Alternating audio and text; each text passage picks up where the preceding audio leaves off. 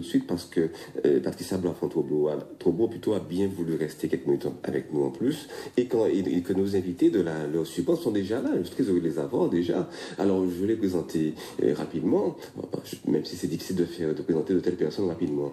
Alors, je vais commencer par le plus jeune. Alors, le plus jeune qui, pourtant, quand on regarde la carrière qu'il a déjà, on n'a pas l'impression qu'il est si jeune que ça. Alors, si je vous dis Kalash, Admiralty, Donné Coco, bon, je ne vais même pas dire que de temps en temps, il m'a fait l'honneur de m'accompagner. Batteur vraiment talentueux, d'une famille de musiciens, et puis d'un vivier qui vient d'un creuset de musiciens aussi, hein, parce que j'ai l'impression que là, c'est comme les Gaulois, et il y a... Il est tombé dedans. Sylvie Lemoine, comment vas-tu? Mais ça va. Ben, bonsoir à tous. Ben, je sais que je n'ai pas tout dit, hein. Je sais qu'il y a toujours d'autres personnes. On ne pourra pas tous les citer. Voilà. En tout cas, tu es jeune musicien actif et puis visiblement, tu n'as pas de barrière sur le style de musique. Voilà. À côté de toi, surtout dans le créneau jeune aussi. Le créneau jeune. Alors, à côté de toi, il y a un monsieur qui... Alors lui, c'est encore plus grave. Parce qu'il faudrait... parce qu'il faudrait carrément plusieurs émissions pour parler de lui. C'est quelqu'un qui a vraiment réussi à imprimer une figure, enfin en tout cas son style, et son nom dans le monde du Gouka. Ça, c'est pas facile vu l'instrument qu'il a choisi, hein, parce que dans ce monde-là, à part un ou deux musiciens qui se sont illustrés avant lui, c'est plutôt un instrument où, alors peut-être que je m'avance un peu, où on reconnaît plus facilement les tambouillés ou les chanteurs. Lui, il a réussi à s'imposer avec la guitare. Il est justement dans un style qui, visiblement, ne trahit pas l'âme du Gouka, mais en même temps qui permet certaines ouvertures, notamment certaines, à mon avis, inspirées, il le dira tout à l'heure par le monsieur local, sans doute. Monsieur Christian Lavizo, bien bonsoir. Oui, bonsoir. Je ne peux pas prendre la grosse voix parce que je ne sais pas trop la fois. Il a dit un peu plus grave encore lui. Bonsoir, oui, bonsoir tout le monde, bonsoir. Comment ça va, Christian? Bien, ça va. Tu t'es reconnu un peu dans ma présentation? Oui. Alors, avant de venir à vous, messieurs, on va libérer Patricia Blanc-Trobo qui est avec nous depuis 16 heures, je le rappelle. Alors, deux choses qu'on aimerait aborder avec les auditeurs de la première. La première chose, c'est les textes qui, selon vous, Patricia, dénigrent un peu le nègre, le noir dans les chansons, de nos chansons. Oui, c'est-à-dire que lorsqu'on a préparé l'émission, on a parlé aussi de cette haine du nègre contre le nègre.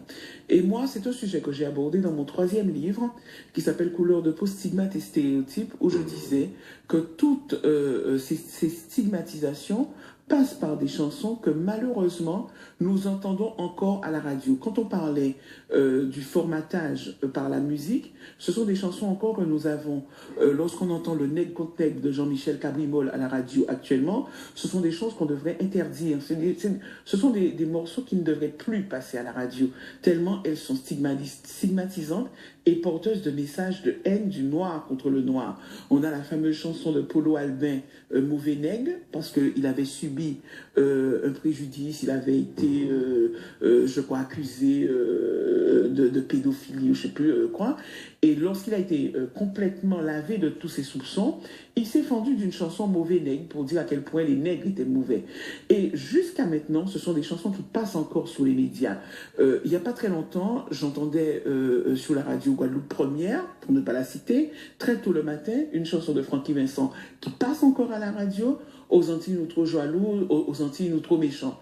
Ce sont des chansons qui, dans une population où nous avons déjà autant de problèmes de haine de nous-mêmes, ce sont des chansons qu'on ne devrait plus entendre à la radio et qui pourtant continuent à être diffusées. Et à contrario, nous avons très peu de chansons et nous avons un jeune, là, j'espère qu'il va relayer ce message, que nous, et Christian Lavizo aussi bien sûr, et tous ceux qui nous écoutent, justement produire des chansons qui louent ce que nous sommes. Tout le travail de résilience que nous avons fait, toute la solidarité qu'il y a au niveau des Guadeloupéens, parce qu'il est hors de question de ne voir que le manque de solidarité qui existe chez tous les peuples, sur lesquels il n'y a pas de chansons qui sont faites, mais pourquoi nous chanter que cet aspect et ne pas chanter tous les aspects positifs qui nous symbolisent? C'est ça. Alors, tout à l'heure, je ferai ces messieurs réagir sur ça, mais comment on doit vous libérer? Il y a autre chose que j'aimerais aborder avec vous. Alors, les femmes, la place de la femme dans la musique, dans les textes, dans la musique antillaise. Alors, la femme, il y a deux aspects. Il y a l'aspect de transmission qu'on peut retrouver chez les femmes, notamment par exemple dans le Gros-Ka, à travers toutes les écoles de Gros-Ka que nous connaissons, même si elles ne sont pas sur la scène de Gros-Ka, mais elles ont été un élément de transmission important, notamment, on va parler de Mansoso et de bien d'autres, la maman des Geoffroy, qui a été une personne majeure dans l'existence aussi du groupe Candidat et des frères Geoffroy. Mais je crois aussi que la place de la femme dans la musique, trop souvent aussi, et ça ce sont des marqueurs de la société, les femmes sont stigmatisées dans les chansons.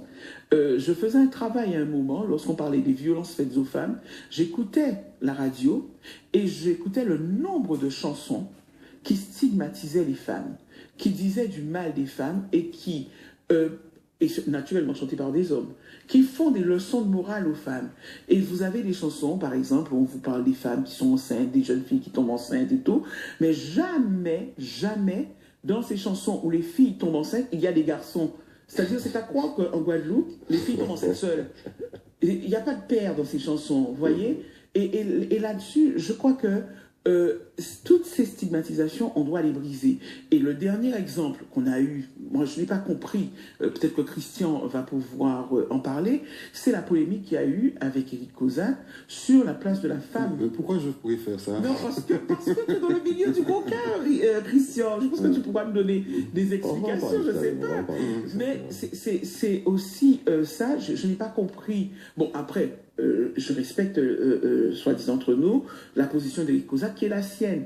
Mais je n'ai pas compris l'intérêt de mettre ça sur le tapis aujourd'hui, alors qu'un tel travail a déjà été fait dans tous les milieux où les femmes sont à la base. On a vu Prince avec des femmes à la base. Bref, les femmes sont partout dans la musique.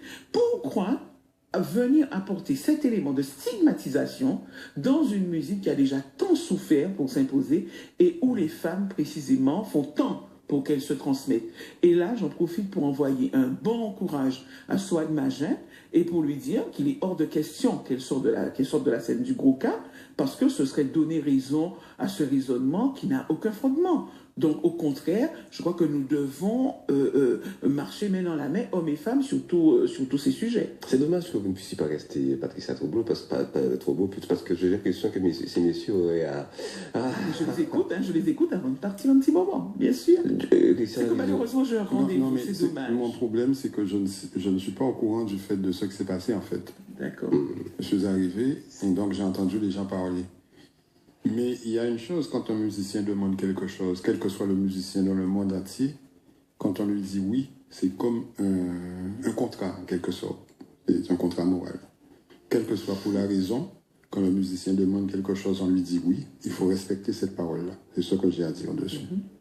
Après, les histoires de femmes, moi j'aime les femmes, il ne faut pas dire ça. Sauf qu'il y a une discussion aussi sur ce que le musicien avait demandé ou pas. Non, justement, parce que moi je connais le musicien, hein, et quand j'ai entendu tout ça de trucs, j'étais même pas en Guadeloupe, je suis arrivé, je lui ai dit, mais qu'est-ce qui se passe? Mon frère, il m'a dit, j'ai demandé des choses, quelle que soit pour la raison, hein. C'est-à-dire que moi, je vais demander à ne pas jouer avec certains musiciens. Quand les gens m'appellent sur des projets, je dis, je ne joue pas avec un tel. Si tu veux un tel, je ne suis pas dedans. Ça n'a jamais été des femmes, ça a été des hommes, hein, pour moi, dans mon cas. Et pour ça, ça n'a pas fait de polémique. Peut-être que les gens parlent derrière, parce que ça savent quand il dit qu'il n'en veut pas, pour qui il n'en veut pas, etc. Mais ça arrive que quelqu'un demande à ne pas vouloir jouer. Mais puisque il n'y a pas de femmes sur la scène, même pour qu'un bon câble, tout le monde a respecté ça. C'est ça le problème, nous. Après, vu de mettre ça dans notre contexte, ou bien c'est mon ami problème, parce que les problèmes affectifs, ça aide. Après, c'est mon ami problème, nous ne pouvons pas partir en toute bite, mais moi, je ne veux pas être un monde qui peut permettre ça fait. Ça peut permettre fait, c'est si des gens viennent là et on peut parler des problèmes là. Autrement dit, si pas M. Mouna, moi... On va demander à la jeune génération civilement, qu'est-ce que tu Ça penses veut dire ça, on vit quoi? Nous sommes des sages. En vrai, j'ai pas vraiment suivi toute l'histoire, j'ai suivi brièvement. Mais je pense que, comme je peux rejoindre Christian, C'est un avis. si monsieur a fait cette réflexion, c'est peut-être parce qu'il avait des conditions. Quel que soit, on n'a pas envie de C'est-à-dire que ça. ce que vous soulignez, vous deux, c'est qu'en fait, avant tout, et Cosa, parce qu'on parle de lui, s'il a stipulé certaines conditions au début, et on n'a pas à savoir s'il s'agit de femme ou pas, il fallait respecter ces conditions. C'est ce que vous voulez dire, en tant que musicien. Voilà, En tant que musicien. Ça arrive. On a compris Ça aussi. arrive. J'ai compris, j'ai très bien On a compris compris. aussi la posture, et par la posture, l'opinion de. Très bien. Je respecte les causes à Caplet. C'est normal. Mais je pense Parce que que tout le monde. Eric a à peu près 70 ans, quand même. Et Oui. Et nos anciens, j'ai beaucoup de respect pour nos anciens, déjà pour commencer. Ouais, c'est une question d'éducation. L'éducation, Voilà. c'est pour moi, c'est ça. En tout cas, on s'est bien compris. Alors, je vais remercier Patricia Blanc-Controbo de. Et je vais dire ça avant que Patricia parte. Pour que le Goka puisse exister, il faut des gens comme ça qui se sacrifient devant. Parce que les conditions où moi j'ai commencé le Goka étaient moins difficiles que, mais c'était très difficile par rapport à maintenant. Maintenant, c'est devenu une mode. C'est la plus belle femme au monde, c'est le Goka. Tout le monde a un petit drapeau Goka. D'accord? Donc, mais je tiens à souligner ça parce que c'est très important, parce que les gens ne sont pas conscients de ça. Tu vois, parce qu'il y a les écoles, ce qu'elle a souligné très bien, qui font la transmission. Il y a plein de choses qui se font.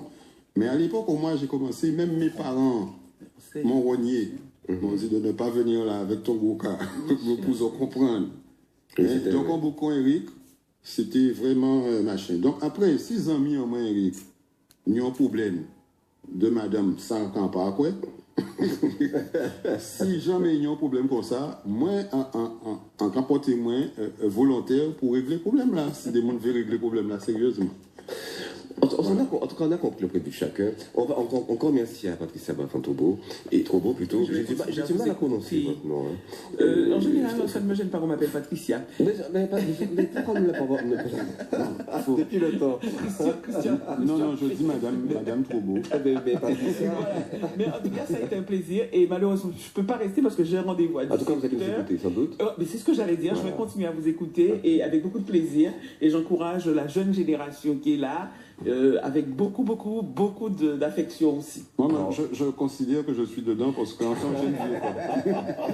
En tout cas, merci beaucoup, Patricia. Merci. Et à très bientôt. Merci. On va faire une petite virgule musicale et puis